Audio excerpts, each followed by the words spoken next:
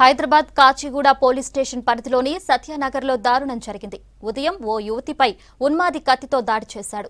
తనను ప్రేమించడం లేదనే కారణంతో కొబ్బరి బోండాల కత్తితో ఇష్టం వచ్చినట్టుగా దాడి చేశాడు. తీవ్రంగా రక్తస్రావం కావడంతో ఆమెను మలక్పేట యశోద హాస్పిటల్కు తరలించారు. దాడికి పాల్పడిన యువకుణ్ణి భరత్గా గుర్తించారు. బాధితురాలి పరిస్థితి విషమంగా ఉందని తెలుస్తోంది. దాడి విషయం తెలుసుకున్న తల్లిదండ్రులు, బంధువులు హాస్పిటల్కు చేరుకుని కన్నీరు మున్నీరవుతున్నారు.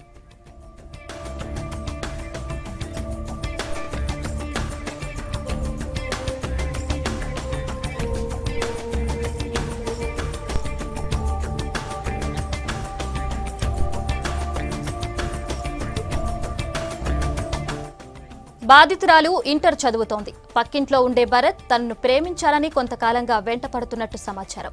జనవరిలో షీ టీమ్స్ కు కూడా ఫిర్యాదు చేశారు. దీంతో భరత్ కు పోలీసులు కౌన్సిలింగ్ ఇచ్చారు. అయినా అతనిలో మార్పు రాలేదు. ఉదయం కాలేజీకి వెళ్తున్న టైంలో ఆమెపై కత్తితో దాడి చేశాడు. బాధితురాలు తప్పించుకునేందుకు ప్రయత్నించినా పరిగెత్తి కత్తితో దాడి చేశాడని ప్రత్యక్ష సాక్షులు చెబుతున్నారు. బాధితురాలికి మెడభాగంపై తీవ్రంగా గాయమైనట్టు డాక్టర్లు చెబుతున్నారు.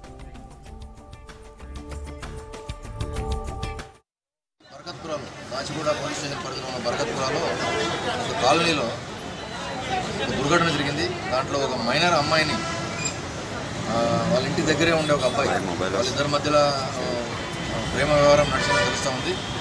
వాళ్ళిద్దరి మధ్యలో కొన్ని రోజుల నుంచి మాటలు లేవని, దాని తర్వాత ఈ అబ్బాయి ఒక విధమైన ఉన్మాదానికి లోనైపోయి ఒక కత్తితో ఈ అమ్మాయిపై దాడి చేసి కాలేజీకి వస్తున్నప్పుడు పక్కన ఇంటి పక్కనే ఉన్న సందులోకి, ఇంటి నుంచి దాదాపు 10-15 మీటర్లు ఉంటుంది, ఇంటి పక్కన సందులోకి లాక్కెళ్ళి కత్తితో దాడి చేసి తీవ్రమైన గాయాలు చేశాడని తెలిసింది. ఆ అమ్మాయిని హాస్పిటల్కి షిఫ్ట్ చేసి ట్రీట్మెంట్ చేస్తున్నారు. అమ్మాయి కోలుకుంటుందని ఆశిస్తున్నాను. ఇంతవరకు మేము దర్యాప్తు చేసి అబ్బాయిని పట్టుకోవడానికి ప్రయత్నిస్తున్నాం. ఇప్పుడైతే అబ్బాయి చూసి పారిపోయినాడు. అబ్బాయి పేరు భరత్ అని తెలిసింది. దాడి చేసిన భరత్ డిగ్రీ చదువుతున్నాడు, 19 సంవత్సరాలని తెలుస్తోంది. అమ్మాయి మాత్రం మైనర్.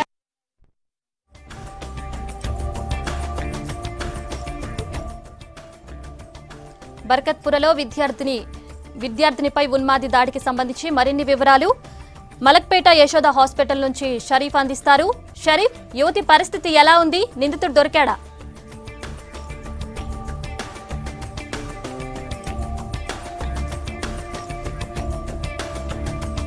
బర్కత్పురలో కత్తి దాడిలో గాయపడ్డటువంటి అమ్మాయిని ప్రస్తుతానికైతే యశోద ఆసుపత్రిలో చికిత్సను అందిస్తున్నారు. ఆమె పరిస్థితి చాలా క్రిటికల్గా ఉంది అనేటువంటి విషయాలను వైద్యులు చెప్తున్నారు. మరి కాసేపట్లో అఫీషియల్గా హెల్త్ బులెటిన్లు కూడా రిలీజ్ చేసే ఛాన్సెస్ కనిపిస్తున్నాయి. ఈ విషయం తెలుసుకున్నటువంటి స్థానికంగా ఉన్నటువంటి కార్పొరేటర్, అదేవిధంగా పలు విద్యార్థి సంఘాల నేతలు, ఎస్ఎఫ్ఐకి సంబంధించినటువంటి స్టూడెంట్ ఆర్గనైజేషన్స్ అంతా కూడా ఇక్కడికి చేరుకోవడం జరుగుతుంది. ఎవరైతే అక్యూజ్డ్ ఎవరైతే ఉన్నారో అతన్ని కఠినంగా శిక్షించాలి. ఎందుకంటే ఇలాంటి కేసులు చాలా వరకు రిపోర్ట్ అవుతున్నాయి హైదరాబాద్లో. సో ఖచ్చితంగా వాళ్ళపైన కఠిన చర్యలు తీసుకోవాలి. అలాంటి మళ్ళీ ఇలాంటి ఇన్సిడెంట్ చేయడానికి చాలామంది వెనుక అడుగు వేసే అవకాశాలు ఉంటాయి. కాబట్టి వాళ్ళపైన చట్టపరమైనటువంటి చర్యలు తీసుకోవాలంటూ కూడా ప్రధానంగా వీళ్ళు డిమాండ్ చేస్తున్నారు. మరి కాసేపట్లోనే అఫీషియల్గా హెల్త్ బులెటిన్లు కూడా రిలీజ్ చేసే అవకాశం కనిపిస్తోంది.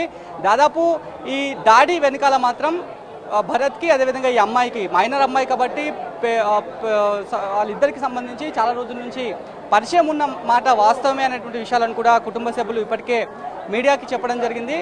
అతని పైన భరోసా సెంటర్లో ఇటీవలే కంప్లైంట్ కూడా రేస్ చేశారు. 1 మంత్ బ్యాక్ ఈ కంప్లైంట్ని భరోసా సెంటర్లో రేస్ చేశారు. పోలీసుల సమక్షంలో, కౌన్సిలర్ల సమక్షంలో కౌన్సిలింగ్ ఇప్పించిన తర్వాత కూడా కొద్ది రోజుల పాటు కామ్గా ఉన్నటువంటి భరత్ ఒక్కసారిగా మళ్ళీ ఆమెను వెంబడించే ప్రయత్నం చేశారు. దాదాపు 10 రోజుల నుంచి కూడా ఆమె దగ్గరికి రావడము, ఆమెను ప్రతిసారి వేధించడము, కాలేజ్కి వెళ్ళేటువంటి క్రమంలో ఆమెను వేధించే పనిగా పెట్టుకున్నాడు.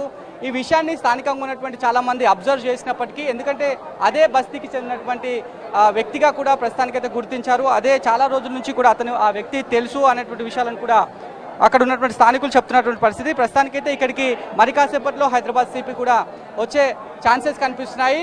డీసీపీ కూడా రమేష్ ఇప్పటికే ఇక్కడికి ఘటనా స్థలానికి చేరుకున్నారు. ఆమె ఆరోగ్య పరిస్థితి పైన పూర్తి వివరాలు అడిగి తెలుసుకున్నారు. భరత్ ఇప్పుడు పరారులో ఉన్నాడు. భరత్కి సంబంధించి ఒక స్పెషల్ టీం మాత్రం ఫామ్ అయింది. అతనికి సంబంధించి ఎక్కడైతే అబ్స్కాండింగ్ అయ్యాడో ఆ ఘటనా స్థలం నుంచి ఏవైతే సీసీ సర్వేలెన్స్లో లభ్యమైనటువంటి సీసీ ఫుటేజ్ ఆధారంగా అతని ఆచూకీ కోసం చూస్తున్నారు. మనతో పాటు ఎస్ఎఫ్ఐకి సంబంధించినటువంటి వాళ్ళు కూడా ఉన్నారు. చెప్పండి, మీరు ఆమెతో మాట్లాడడం జరిగిందా? ఎప్పుడు రావడం జరిగింది ఇక్కడ? యాక్చువల్గా నేను ఇన్సిడెంట్ అయిపోయిన తర్వాత కాలేజ్ దగ్గరికి వెళ్ళాం. యాక్చువల్లీ అక్కడ ఎటువంటి ఇన్ఫర్మేషన్ మాకు లేదు. కాబట్టి ఎట్లాగా అమ్మాయి హాస్పిటల్లో ఉంది అనేసి మా ఉద్యమ నాయకులు చెప్పారు. దాన్ని బట్టి మేము ఇక్కడ దాకా రావాల్సి వచ్చింది. యాక్చువల్గా ఈరోజు హైదరాబాద్ అనేది ప్రతి ఒక్క గ్రామీణ విద్యార్థులందరికీ కూడా ఒక ఎడ్యుకేషనల్ సెంటర్.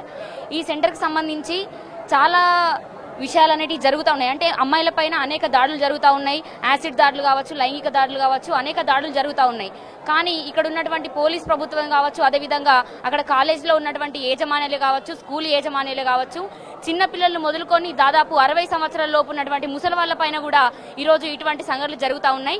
ఈరోజు మౌలికకు సంబంధించినటువంటి విషయాన్ని చూసుకున్నట్టయితే ఇక్కడ ఉన్నటువంటి అబ్బాయి ఎవరైతే ఉన్నారో ఆ అమ్మాయికి ఇష్టం లేకున్నా కూడా ఆ అమ్మాయిని అనవసరంగా ఇబ్బంది పెడుతూ ఈరోజు దాదాపు ఆ అమ్మాయి ఒంటిపైన 10 కత్తిపోట్లు, కొబ్బరి బొండల కత్తిని తీసి ఆ అమ్మాయి పైన 10 కత్తిపోట్లు పొడవడం అనేది చాలా దారుణమైన విషయం.